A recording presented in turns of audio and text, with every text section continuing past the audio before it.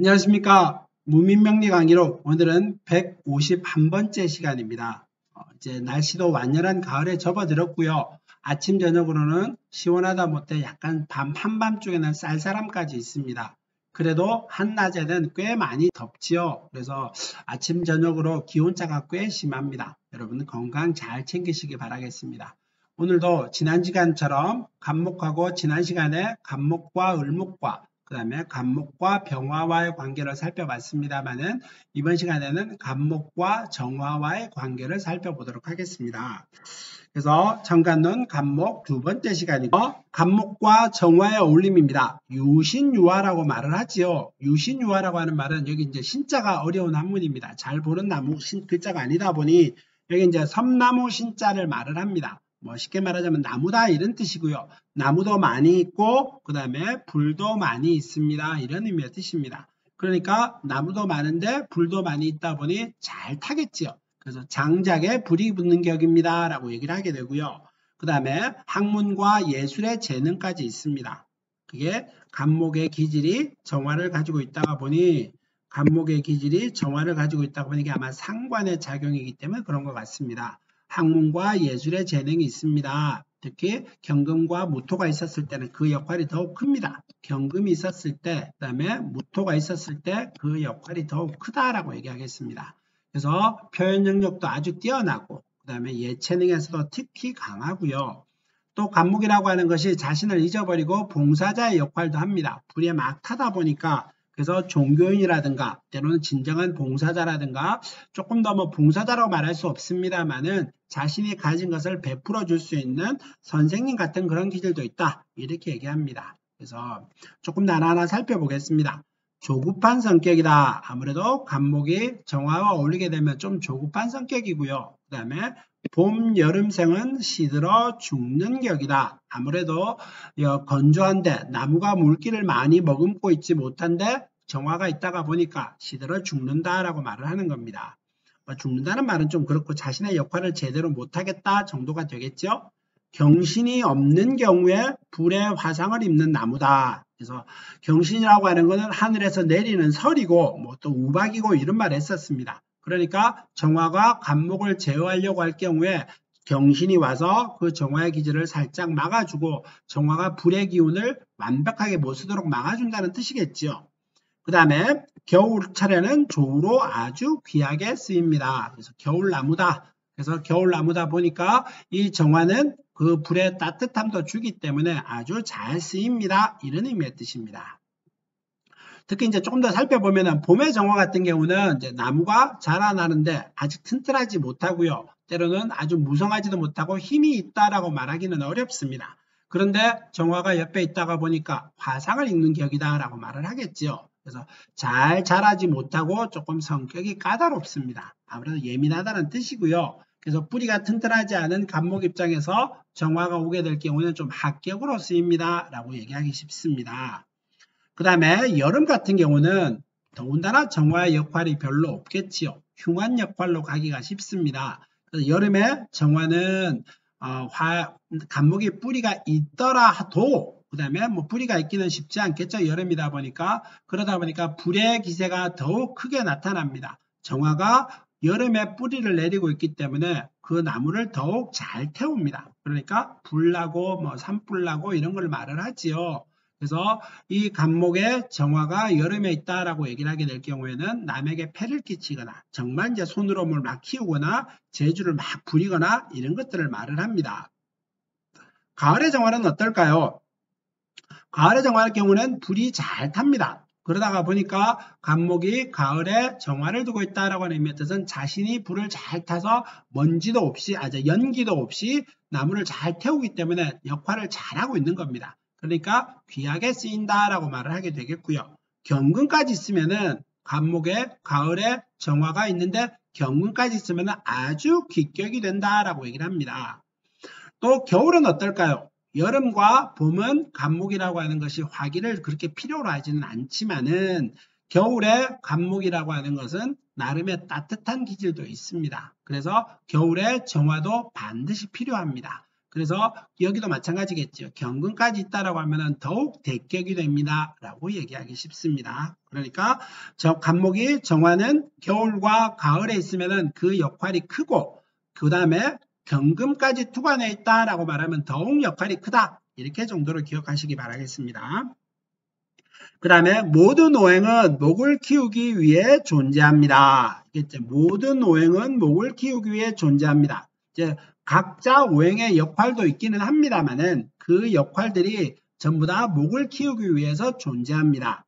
왜 그러냐 그러면 목은 열매 맺는 나무고 그 다음에 어떤 우리한테 과일을 주기도 하고 그런 어떤 역할들이 목의 역할이기 때문에 그 열매를 맺기 위해서 다른 오행들이 목을 잘 키우게 만들어주는 보조의 역할을 합니다. 이런 의미의 뜻입니다.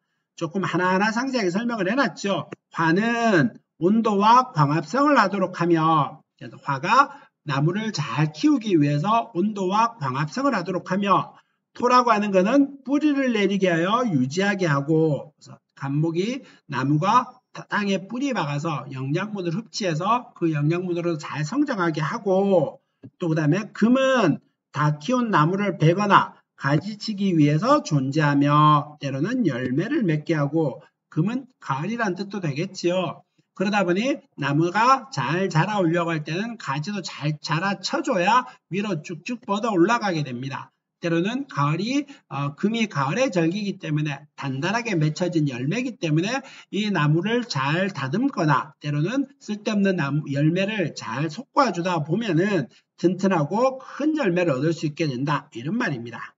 그 다음에 수는 수분과 자양분을 공급하는 역할을 합니다. 똑같겠죠. 그래서 나무가 잘 자라오려고 할 때는 분명히 물기가 있어야 됩니다. 그래서 물기가 과하게 될 때가 문제입니다. 이 나머지 목화, 토, 금 전부 다 오행들이 과하게 될 때는 그 귀함보다는 흉함의 작용이 큽니다만은 가지고 있는 역할들은 화는 온도와 광합성을 하도록 하고 토는 뿌리 내리게 해서 그 간목이 튼튼하게 위로 자랄 수 있는 뿌리의 역할을 잘 보호해주며 금은 나무를 잘 다듬어서 열매를 더욱더 크게 맺게 만들기도 하고요. 그 다음에 수는 나무에 자양분을 공급하고 물을 공급하는 의미입니다. 이렇게 말을 하는 겁니다.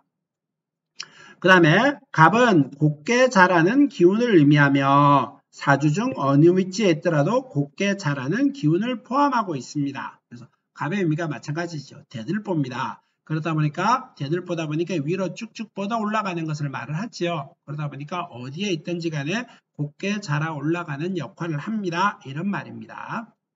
그 다음에 경과 정으로 다듬어 동양지목으로 쓰는데 태어난 계절과 사주 구성에 따라 대소귀천이 결정됩니다. 그래서 경과 정이 있어야 그 간목이라고 하는 것이 대소귀천이 결정된다. 특히 겨울에 태어나거나 그 다음에 정화가 특히 있기 때문에 여름의 정화는 그렇게 스임이 크지는 않습니다. 그래서 가을과 겨울에 태어나는 정화일 때는 그 역할이 크게 있습니다. 이런 의미의 뜻입니다. 그래서 대소귀천이 결정됩니다. 이런 말이고요. 겨울철에 진축이 있으면은 간목은 옥토에서 잘 자라왔다는 의미가 되며 동양지목으로 형성하고 있다는 의미도 됩니다. 그래서 진축이 있다는 말의 뜻은 간목이 땅 위에서 특히 잘 자라 올라갔습니다. 이런 의미의 뜻입니다. 그래서 간목이 진축이 있다 이런 의미의 뜻은 특히 간목이 이제 진과 의미가 있었을 때는 그런 의미가 더욱 크게 나타납니다. 뒤에 조금 있으니까 조금 더 살펴보게 하겠습니다. 기본적으로는 진축이 있으면은 옥토에서 잘 자라 올라가는 나무입니다. 이런 의미의 뜻입니다. 추동절에는 경정이 있어야 하고 천간에 경정이 없으면은 지지해라도 있어야 합니다. 그래서 겨울에는 추동절에는 경정이 있어야 됩니다. 그 영양들이 간목이라고 하는 것이 경쟁이 있어야 되지만은 정화도 분명히 그 역할을 한다. 그래서 추동절이다. 이런 말을 하는 겁니다. 그래서 다음 페이지 보도록 하겠습니다. 간목의 뿌리가 온전하지 않는데 경쟁이 투과나면 잡격이다. 간목이 뿌리가 튼튼하지 않다는 의미는 지지에 목국이 없다. 그런 말이 되겠고요. 지지에 가복이라고 하는 것을 보좌해주는 그런 게 없습니다. 이런 의미의 뜻도 되는 겁니다. 그래서 뿌리가 온전하지 않는데 경쟁이 투과나면 잡격입니다. 라고 하는 말이 그런 말입니다. 특히 경정은 나무를 자라게 하고 나무를 불태우는 역할을 하죠. 근데 뿌리가 없는 나무는 불도 잘 타게 되고, 뿌리가 없다는 의미의 뜻은 수분도 그렇게 넉넉하게 있다라고 말하지 않는 격이 되는 겁니다. 그래서 관목이 뿌리가 없었을 때 경쟁이 투가 나면 잡격이 됩니다. 그 의미의 설명이 이제 다음 줄에 나와 있습니다. 정화만이라도 있으면 식복이 있는데 병금이라 했으면 깡패나 불량배가 되기 쉽습니다. 이제 이 의미의 뜻은 정화라고 하는 것은 결국 이제 내가 어떤 재주, 어떤 재능 이런 걸 나타냅니다. 근데 정화가 투과냈는데 특히 가을과 겨울에 정화가 투과냈었으면은 그 정화의 역할은 냉기를 막아주고 따뜻함을 유지해주는 역할을 하여 보온의 상황을 만들어주기도 합니다. 그래서 정화가 겨울에 있다라고 하는 의미는 그 온기를 보존해 주기 때문에 내 식복이 있고 먹을 복이 있고 뭘 하더라도 거기에 대한 대가가 돌아옵니다. 이런 말도 됩니다. 근데 경금이 있으면은 깡패나 불량배가 되기 쉽다 이런 말 했는데, 경금은 결국은 하늘에서 내리는 우박이요, 설이고 이런 걸 말을 하니 겨울에 특히 경쟁이 있었을 때는, 경금과 있었을 때는 서리가 내려서 나무를 더욱더 꽁꽁 얼어버리게 함으로 인해서 열매를 맺게 하기 힘들다라고 하는 말입니다. 그러다 보니까 아무래도 남과의 충돌이라든가 내가 원하는 대로 잘 되지 않다가 보니 좀 다툼과 충돌을 나타내는 겁니다. 그래서 정말 진짜 깡패다 이런 말도 포함하기도 합니다만은 아무래도 내 의견을 강하게 내뱉으면서 주변과의 관계가 좀 원만하지 못하다 이런 말들이 여기에 들어간다라고 얘기하겠습니다. 그 다음에 무토가 투가 나면 고산지목으로 고독하다. 이제 고산지목이다라고 하면 높은 산에 홀로 서 있는 나무다 이런 말이겠죠. 그 의미의 뜻은 약간의 어떤 외롭습니다. 때로는 현실감이 없습니다. 이런 말을 하기도 합니다. 근데 이게 꼭 고산지목이 나쁘다 좋다라는 의미의 뜻은 아닙니다. 우리가 이제 고독하다라고 하는 단어 때문에 그렇기도 합니다만은 그래도 주변에 있는 글씨들을 잘 살펴야 됩니다. 그래서 사주 구성에 따라 고산지목도 쓰이기도 합니다. 그걸 뒤에 설명을 해놨죠. 간목이 또 있으면은 삼림을 이루는데, 간목이 또 있다는 말은 갑갑 이런 말 되겠죠. 근데 병화가 있으면 계속 자라나는 고산지목이다. 그래서 갑이 있는데, 갑이 또 있는데 무토까지 있으면은 계속, 병화까지 있으면은 계속 자라 올라가는 나무다 이런 말이고요. 경신이 투가 나면 베어내어 사용할 수 있는 고산지목이다. 그래서 병화가 있었을 때는 아무래도 잎이 무성하게 되고 대제목이라든가 이런 것보다는 숲을 크게 이룹니다 라고 하는 의미의 뜻입니다. 근데 경신이 있었을 때는 이게 큰 숲에서 필요한 것들을 다 베어내서 대들보처럼 써먹을 수 있게 그렇게 만들어준다 이런 의미의 뜻입니다. 그래서 이럴 때 고산지목은 특히 쓰임새가 귀하지요. 그런 의미의 뜻이 여기에 녹아 있는 겁니다. 때로는 간목이 땔감으로 이용되어 활인지명이 되기도 합니다. 간목이 정화와 관계를 맺다가 보니까 땔감의 역할, 자신의 불을 태우고 자신의 몸을 태움으로 인해서 살신성인 활인의 역할도 합니다. 이런 의미의 뜻이 여기에 있다 이렇게 얘기하겠죠. 그래서 활인이 나쁘다 좋다 이런 말은 아닙니다. 그래도 봉사정신이 있고 베푸는 정신이 있고 내가 가진 것을 아랫사람한테 나눠준다 이런 의미의 뜻도 되는 겁니다. 그 다음에 을목이 있으면은 구조에 따라 다패하고 망신하고 광기 있으며 신경쇠약격이다. 이제 간목 입장에 따지면 을목은 나를 올라가는 나무로 위로 쭉쭉 뻗어 올라가는 것이 간목의 특징인데, 을목이라고 하는 것은 그 간목을 돌돌돌 말아서 자라지 못하게 만듭니다. 쉽게 말하자면은 우리 산에 칡넝쿨을 보면 압니다. 칡넝쿨은 나무를 감지요. 그러다 보니까 그 나무가 위로 잘라 올라가지 못하게 되는 겁니다. 그래서 동량지목으로 쓰이지 못하게 되고요.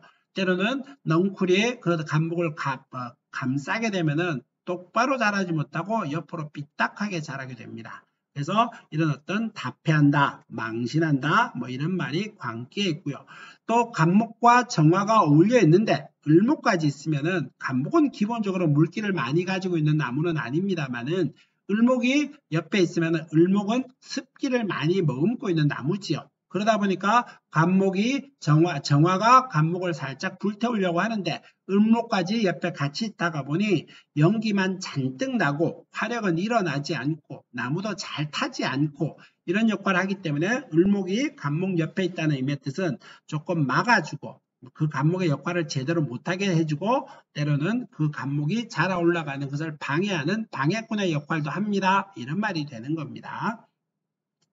그 다음에 병화와 계수는 떨어져 있어야 합니다. 이제 앞에서 무토 얘기할 때 그런 얘기 했었습니다. 무토가 투가 나면 고산지목입니다. 라고 했었습니다. 근데 간목은 병화가 있으면은 나무가 아주 위로 잘 자라 올라가지요. 근데 계수라고 하는 것도 분명히 간목 입장에 따지면 완벽하게 물이 필요 없다는 아니기 때문에 물의 역할들이 있습니다. 근데 간목하고 계수하고 병화하고 같이 어울리게 될 경우에는 어떤 일이 생길까요? 이거는 병화는 하늘의 태양입니다. 계수는 하늘에서 내리는 빗물이지요. 그러다 보니까 계수와 병화가 같이 있으면은 그 계수가 병화를 가립니다. 그래서 간목이 제대로 태양빛을 못 받게 만듭니다. 그래서 무용지물로 만들어 버릴 수가 있지요. 그래서 병화와 계수가 같이 있었을 때는 연에 있거나 시에 있거나 이렇게 떨어져 있어야 병화의 역할이 있는 것이지 나란히 붙어 있다라든가 서로 가깝게 붙어 있을 경우에는 그 병화의 역할을 못하게 막아버립니다. 그래서 떨어져 있어야 되는데 이럴 때 무토가 옆에 있으면은 무토가 계수를 확보해 줌으로 인해서 병화의 역할을 두드러지게 만듭니다. 이럴 때는 이제 이 무토가 역할이 아주 고산지목으로 귀하게 쓰이는 것이지요. 그래서 병화와 계수가 필요할 경우에도 거리가 떨어져 있는 것이 그 역할이 큽니다. 라고 얘기하는 겁니다. 간목이 진토에 자리하고 있으면은 간목의 진토가 지지에 있으면 대격이요. 축토가 있으면 청곡격이다 라고 하는 말입니다. 이제 진토라고 하는 말은 지장간에는 을목하고 계수하고 무토가 있습니다. 그러다 보니까 이거는 뭐라 그래야 될까요? 아주 나무가 잘 자라 올라가기 좋은 나무다. 땅이다. 이렇게 말을 합니다. 그러다 보니까 특히 갑진일주 같은 경우에는 여자 같은 경우는 갑진일주는 재물을 크게 대체로 이룹니다. 그래서 돈을 많이 사업을 하든지 어떤 형태로든 간에 재물을 크게 이루어내는 사람이 갑진일주의 여자들이고 그 반면에 갑진일주의 남자들은 조금 무력해집니다. 큰 의미로 따지면은 아내의 덕을 보고 살아가기가 확률이 높고요. 때로는 뭘 하더라도 내가 일하기보다는 주변의 덕, 여자의 덕, 아내의 덕 이런 걸로 인해서 내가 좀 더 자라 올라가기 편하다 이런 말입니다. 그러다 보니까 실질적인 재물의 인연은 아내가 벌어주고 갑진일주 남자들은 아내가 벌어주고 남편은 그냥 무력하게 지냅니다. 정도 수준이 가장 맞을 것 같지요. 그 다음에 이제 축토라고 하는 말은 축은 안에다가 개하고 그 다음에 신, 기라고 하는 이렇게 신이 문제입니다. 개와 기는 그나마 써먹을 수 있는데 신이 자갈이란 뜻입니다. 그러니까 차가운 땅에 자갈까지 섞여 있으니 간목이 크게 뿌리 내리기는 어렵고요. 멀리 뻗어나가기도 어렵습니다. 그러니까 우리가 나무를 바라볼 때 나무가 빨리 이렇게 옆으로 휘어져 있는 나무들은 땅 밑에 돌이 많다. 흙만 있지는 않다. 흙이 잘 있는 나무들은 위로 쭉쭉 뻗어 올라가는데 나무가 꺾이고 휘어있는 나무들은 바로 땅 밑에 땅 깊이까지 흙이 있지 않고 돌로 많이 있습니다. 이렇게 얘기하기가 쉽습니다. 그래서 축토가 있으면 넉넉하고 크게 자라 올라가지 못하니 약간의 청구환경, 이제 관직이라든가 어떤 안정적인 어떤 틀 안에서 자신의 역할을 하는 그런 역할들이다. 이렇게 얘기를 할 수 있겠습니다. 그 다음에 여름철이나 가을철의 간목이 천간지지에 일점 화기가 없고 맑게 상생이 되면 향목이 됩니다. 특히 가을과 여름에 천간지지에 일점의 화기가 없고 맑게 생성이 되면 향목이 됩니다. 이런 의미의 뜻은 향목 참 단어가 좋지요. 맑고 깨끗한 나무입니다. 향기가 잔뜩 나는 나무입니다. 이런 의미의 뜻이기는 한데 근데 이게 향목이라고 하는 말은 이제 특히 향목의 의미는 어떨 때 많이 나오냐 그러면 갑자일주가 특히 계유월에 태어날 때 특히 향목의 역할이 크게 일어납니다. 계유일주는 정인과 정관의 기질이지요. 그러다 보니까 가을에 간목이 깔끔한 기질, 일점의 화기도 없습니다. 물론 뭐 다른 것들도 살펴봐야 됩니다만은 이 네 글자라만 봤었을 때 그러다 보니 간목은 원칙적이고 원리 원칙적이고 반듯하게 자신의 길을 갑니다만은 나쁜 의미로 말을 하게 되면은 수단이 좀 없고 현실감이 좀 없음으로 인해서 뭘 하려고 할 때 자꾸 걸림이 있고 그러다 보니 잔재주라든가 이런 걸 못 부리다 보니 소득이 많다, 뭐 때로는 어떤 상황을 겪더라도 잘 넘어가기는 어렵겠다 이런 말입니다. 그렇지만은 향목이다 보니까 사람한테 존경도 받는 거고요. 또 향목이다 보니까 사람하고 관계에서도 아주 뭐라 그럴까 좋은 사람으로 반듯한 사람으로 이렇게 얘기합니다. 그래서 오늘 수업은 뭐 정화 정도로만 마무리하겠습니다. 오늘 수업은 여기서 마치겠습니다. 다음 시간에 뵙도록 하겠습니다. 감사합니다.